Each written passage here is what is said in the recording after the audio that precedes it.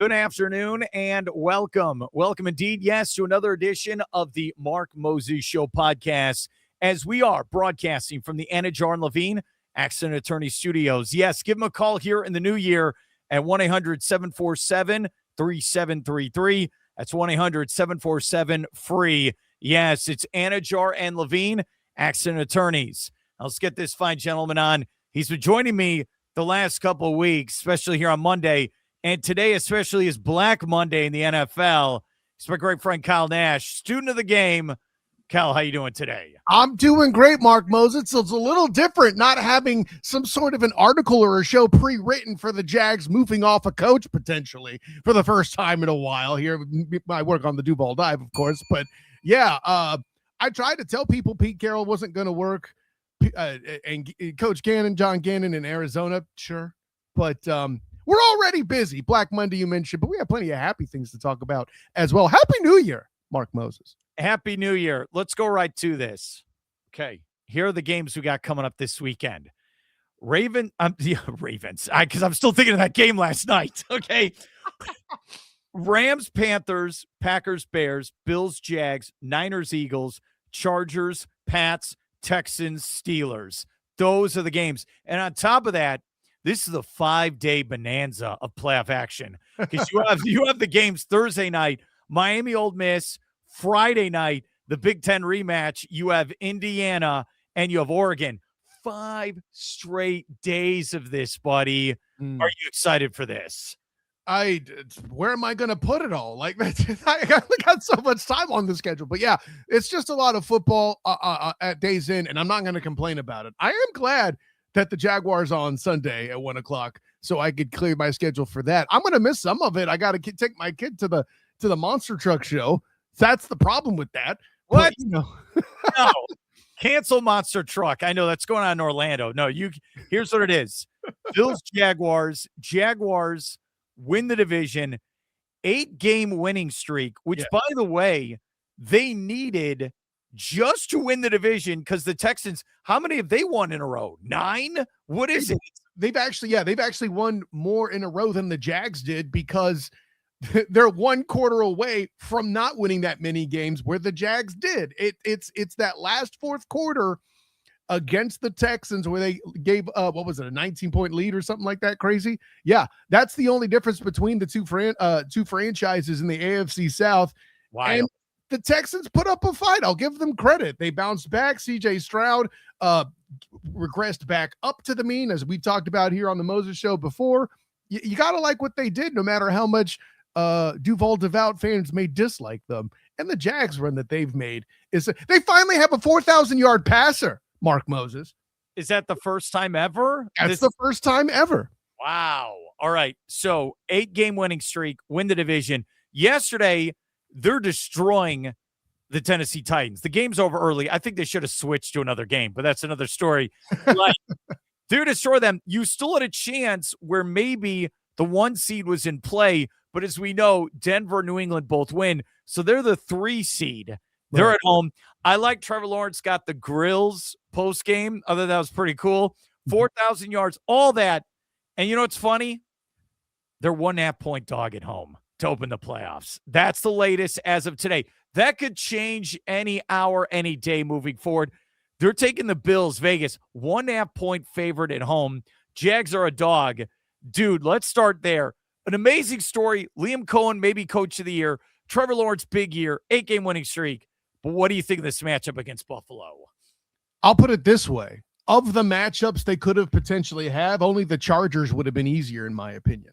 Josh Allen on Josh Allen. I know it's Josh Hines Allen now, but Josh Allen on Josh Allen crime has been a thing. Oh, but Kyle, last year on Monday night, they crushed him. And that's true. But I think that was more about former defensive coordinator Ryan Nielsen than it is about the Jacksonville Jaguars. By the way, maybe you noticed, since then, they've gotten more than 9 turnovers in a season, right? A franchise record, 22 interceptions. Notice I didn't include fumbles there, Mark Moses. 22 interceptions by this defense this year versus that. And oh, by the way, I can make the argument that Josh Allen's weapons aren't what they were last year for a myriad of reasons. This is not the same as that Monday night blowout we saw last year against the Bills. And to be honest, I think this is a nice, good 1.5 point. I know it's a dog in betting terms, but on a neutral site, if they gave me even money, I think that made sense. It's interesting in your voice. So you're saying Jaguars. Jaguars win. You are confident. And do you think this is one of those where double-digit win, or is it going to be a close game? Oh, it's obviously going to be a close game. Listen, I'm not that foolish to bet against Josh Allen as much as I propped Josh Hines Allen in this conversation. That's the bet. I'm going to go with it, Moses. But I know you are. I know you're. But you're taking – all right, you're taking the Jaguars 8-game winning streak. You think they'll get it done against the Bills. That's your get win number 9 here in that particular piece, right? And so – yeah, I think Josh Allen is going to make a valiant effort. I think he's going to keep them close, but for all the pressure that Josh Hines Allen has put on teams throughout the year and how much Trayvon Walker has mattered on the other side and helping and clean up, Josh Allen's going to make that mistake, right? You old heads out there, right? Remember the Bills, Jim Kelly being that same kind of thing. Eventually he's going to make that mistake because of all the pressure. I think that's what you're going to see here with the Jags. I know that the Jags defensive front hasn't created a whole lot of sacks per se. Josh Allen's among the top in the league in pressures, and people complain about the Jags not having a lot of sacks. You can't do that and also have 22 interceptions, though, necessarily. There's containment that has to be spoken for. You have to watch for Josh Allen in the run game and do all of that. And then when he holds the ball a little too long that one time, that's when you sack him or get him down or force him into making that game turnover mistake, right? We've seen it happen a number of times already just this year.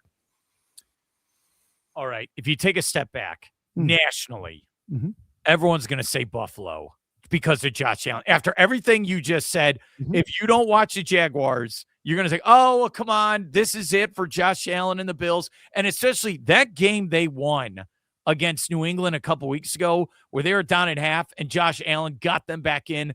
They got the win. They've proven they can beat New England. I could see nationally everyone's going to take Buffalo in this game. But I just feel like the key for me is, and I want your thoughts on this, Trevor Lawrence is the key. He's got to prove to a national audience that he can get it done now here in January. He's cut down on the turnovers, 4,000 yards like you're saying. I think he's got receivers. I think this is on, I know it's cliche. I think this game is on Trevor Lawrence to win. He cannot turn the ball over, and I think they got to score 25-plus points in this game. What are your thoughts on Trevor Lawrence? Well, and considering the Jags have, 7 games, 30 plus 25 points isn't such a bad expectation against the Bills defense necessarily either. No, I think you're absolutely right. And not just because Trevor Lawrence plays quarterback, but you mentioned he's got weapons and receivers, and he does, Mark Moses. I'm not taking away from that. Parker Washington has come on averaging over 100 yards in the past 3 weeks. It's absolutely insane for a guy who was at the beginning of the season just a really fan favorite punt returner that was good into depth. Well, we've seen depth here with James Gladstone in his first year as GM coming through in spades both sides of the ball. All of the above to say, though, Mark Moses, not one single Jags receiver has 1,000 yards. That is wild. Right? The first 4 games, all we heard was how much of a bust Brian Thomas Jr. had become, and Travis Hunter, you calling him a bust, is out there, right?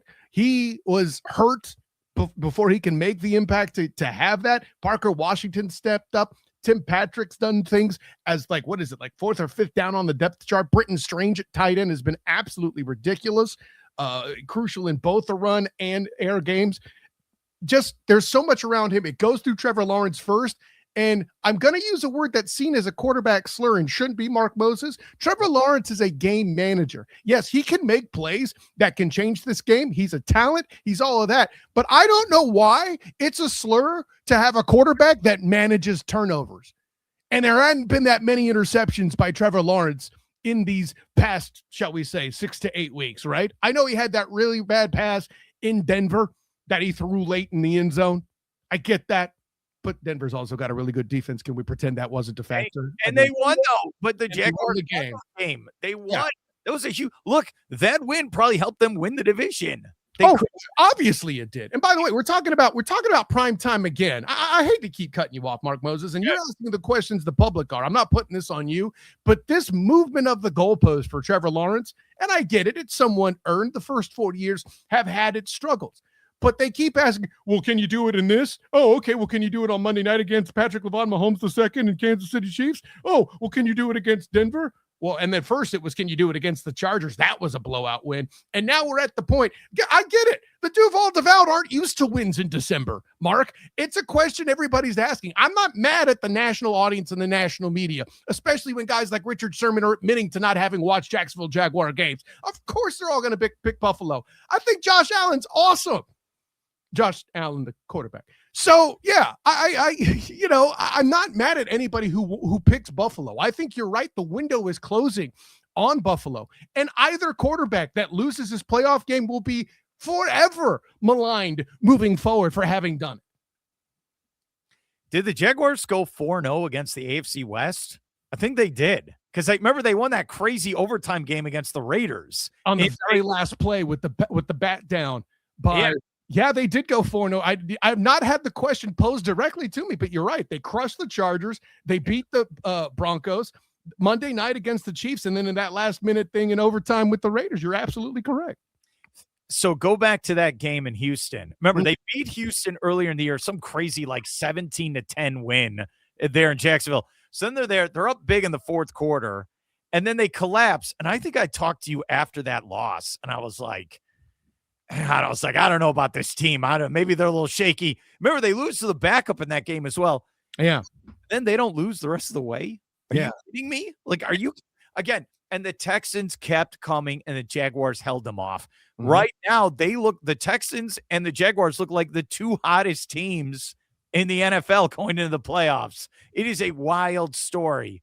All right. I think if we're going to throw out stats, I think in 2017, the Jaguars beat the Bills in Wildcard weekend. I think it was one of those things. Remember, they beat them, then they went to Pittsburgh and won in the upset, and then should have beaten New England in the AFC Championship game, led by Blake Bortles. I think that's what happened. The infamous Miles Jack was down game. It's nice to hear the Duval Devout talk about something other than Miles Jack this season. It's amazing. And by the way, we're posing the question on Wednesday on the Duval Dive. We're exploring, we're doing all of that, me and Travis, as to whether this is the best single season by a quarterback.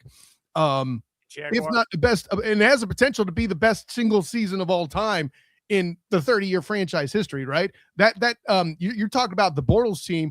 What about before that when Brunell and them got to the AFC Championship game where they were beaten 3 times by the same team, ironically, the Titans, who allegedly stole the playbook, but I don't want to get into that. All right. So the question is then, if they lose this weekend, is the season a failure or was it a success? Like, how do you look at it if they lose this weekend? Me personally, this is house money. Now, I'll say this. The Duval Devout may have adjusted their expectations since August, seeing what they saw. I don't think you could call it a disappointment outright. There's a lot of adversity that the Jacksonville Jaguars have gone through that has been completely overlooked and forgotten because they've kept being successful, right? Travis Hunter getting hurt, missing Devin Lloyd for the period of time that they did when they played the Super Bowl contending, mind you, Seahawks and Rams. You know, all these other little, Trayvon Walker having some being banged up a bit against the Kansas City Chiefs and still having won the football game. All the roulette they've had to play on the offensive line, Patrick Bakari getting injury, Cole Van Lannon coming out of nowhere, who just signed an extension, by the way, that kind of went under the radar on Saturday leading into this last game, right? All that seems to have been forgotten. So I know the media will see it as a disappointment that Trevor Lawrence lost another playoff game, but I don't know in what universe you could call a 9-game turnaround a failure. That's asinine to me. Do you believe that, okay, whatever happens, this team can be good for the next couple of years? Because like usually Jaguars, we've seen this last 20 years. They're good, then they're terrible the next year, right? They had a 1 year. So that's the $50 million question. It is. About it. Do you think they'll be good next year? That's what we got to figure out with this team.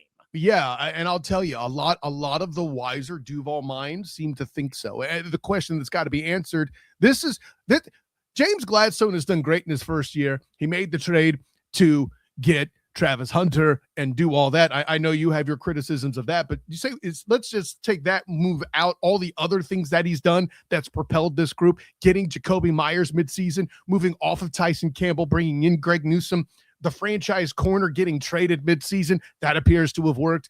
All the guys that there's only one draft pick really, and that's McLeod, who hasn't made a big impact in some way, shape, form, or fashion. Literally everybody else on the board, even was a 6th round center, gets involved because the starter gets hurt. Their 7th round pick, LaQuinn Allen, is making blocks left and right playing fullback. If you have a GM that's making use of picks from 1 to 7 in the rounds, that's a guy who can continue to sustain success. The answer to your question comes in the form of how he performs in the upcoming draft without a 1st round pick and things like that. Yeah, it's a good point. Yeah, this division is, I mean, the Texans are not going anywhere, and they've won. Look, it's funny because they won the division the last 2 years. Yeah. And then now you have Jacksonville win it by 1. We're going to find out 1 o'clock with the kick. All these games are going to be fantastic. All right, before we get to your other picks, what's your coverage going to be like all this week to get us ready for this football game? I mean, listen, the Duval dive is going to be going on Wednesday. That's going to be a thing. You'll see that on the Duval Dive podcast. We'll have that. We'll have the Wednesday show. We'll have the preview show on Thursday night as well. Getting everything going to kind of chalk up the Bills and see where they're going, and maybe a little bit of a extra action for how you might, shall we say, wager on the game as well during this week. All right. I don't feel bad for the Ravens. They were a dysfunctional team all season. They were right there. They had multiple chances and so did the Steelers. Like, both of them are dysfunctional, and he missed a field goal, right? They're right. It's funny, like, where Lamar Jackson oh, wait, I'm Lamar Jackson. I'm going to make plays now. Where was this for weeks and weeks? Just, they ran out of gas. So Steelers win. All right, here we'll start there. Texans, Steelers. Who do you like in this football game?